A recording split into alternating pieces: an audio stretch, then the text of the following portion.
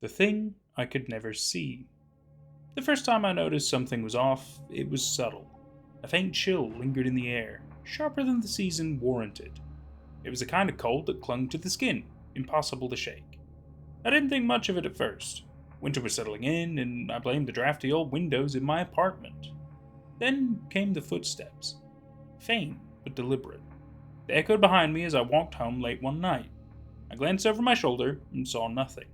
Just empty sidewalks washed in the amber glow of streetlights. A rational part of me dismissed it.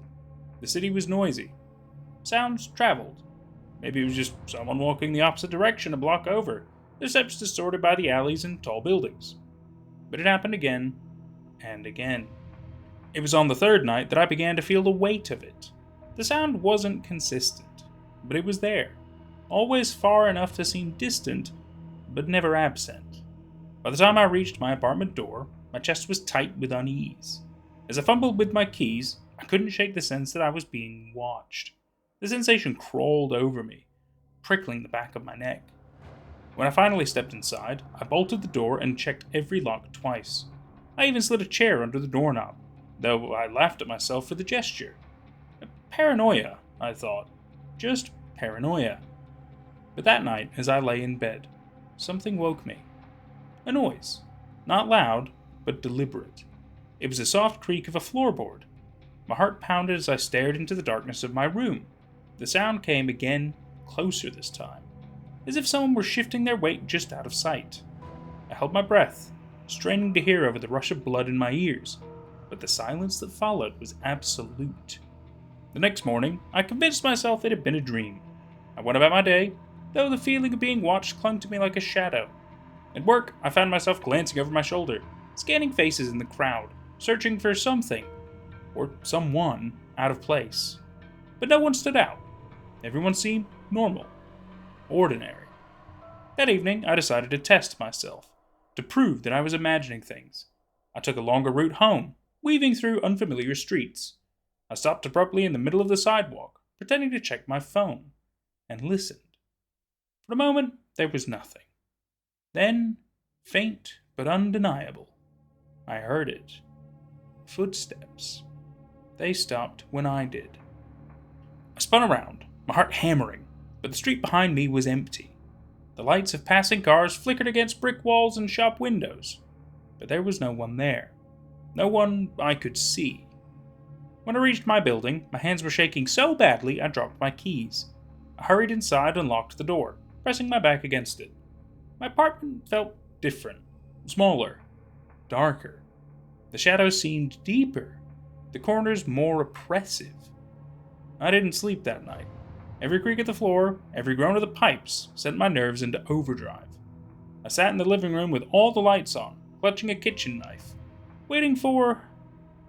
I wasn't sure what. Days turned into weeks. The presence, whatever it was, didn't leave. It stayed with me, hovering just out of reach, just out of sight. The footsteps became a constant companion. Sometimes they followed me home. Other times they seemed to come from within my apartment. I would find things out of place. A book moved from the shelf. A glass I hadn't used sitting on the counter. I started to question my sanity. Was I losing my mind? But no matter how much I doubted myself, the feeling of being watched never wavered. It was always there, a silent pressure, a weight I couldn't escape. One night, I couldn't take it anymore. I stood in the middle of my living room, heart racing, and shouted, "Who's there? What do you want?" My voice echoed off the walls, but there was no answer, just silence. And then, as if in response, the faintest sound reached my ears. It wasn't a voice or a knock. It was breathing, slow, steady, and impossibly close. I froze, every nerve in my body screaming to run, but I couldn't move. The sound didn't stop. It lingered, filling the air around me. I turned slowly, my eyes darting around the room, but there was nothing there. Just empty space. Yet, I knew I wasn't alone. And that was The Thing I Could Never See by I'm Brudaku 2. what I loved about this little story is, yet again, it's a case of you kind of know what's going on, but you don't know the exact source of the problem, right? It's not just a mystery, but it's a mystery that can kill you, and it's great, right? So it immediately makes it immediately makes me think of a few things. Number one is the movie It Follows. Now, it's not exactly the same as that. Because, see, in the movie It Follows from 2015, by the way, great horror film if you haven't seen it. I'm not going to spoil it too much here. Basically, our protagonist in that, she's forever followed by an entity that can kind of change its humanoid form, right? And she's the only one who can see it. Whoever has this curse is the only one who can see this thing, which is always coming towards the person, the protagonist, the one with the curse. And if it ever reaches them, it will kill them, right? Now you can evade it. You can evade it as much as you want because it only walks. It's quite slow, but it's relentless. Like, it will do every single second of every waking moment. It is walking towards you to kill you, which is really cool. And it made me think of that because, yet again, it's like something is following the person, right? The protagonist, however you want to define them. And, you don't know what's going to happen until you know what's going to happen. The only reason I say that is because in It Follows, you know what's going to happen because it's kind of told, and it's like a whole thing. Yet again, go watch it if you haven't seen it. Really great. But in this case, they are being followed by something, which seems to be able to get really close to them, but it's not quite gonna. We don't know exactly what's going on. Maybe like a level of possession or something like that. We're not really sure. Maybe poltergeist activity. It's hard to say because it also follows them outside the home. I don't know. It's definitely like a spirit has attached themselves to the person. That is what I believe anyway. It also makes me think of a horror game that I played recently, which is called Pretend It's Not There, which is really cool because basically it's kind of the opposite of this, where in this story the person wants to know what's following them.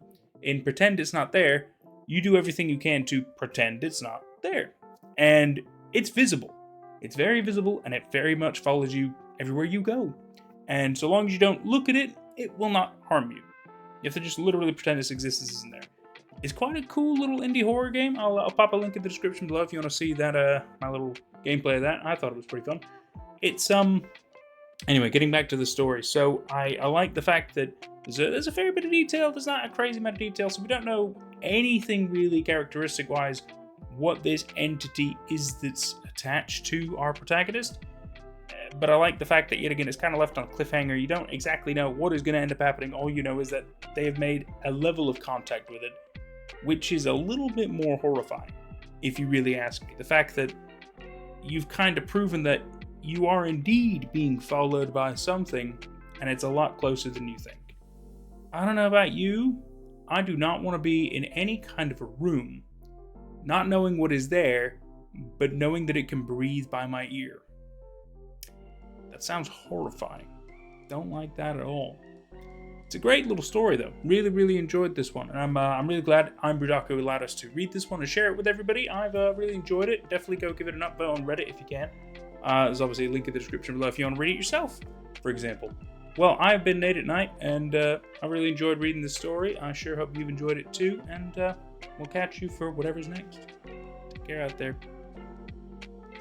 Thank you to the YouTube and Patreon members who've been supporting this channel so far. This has been a fantastic effort. Thank you so much. I couldn't do any of this without your support. Really, I really can't.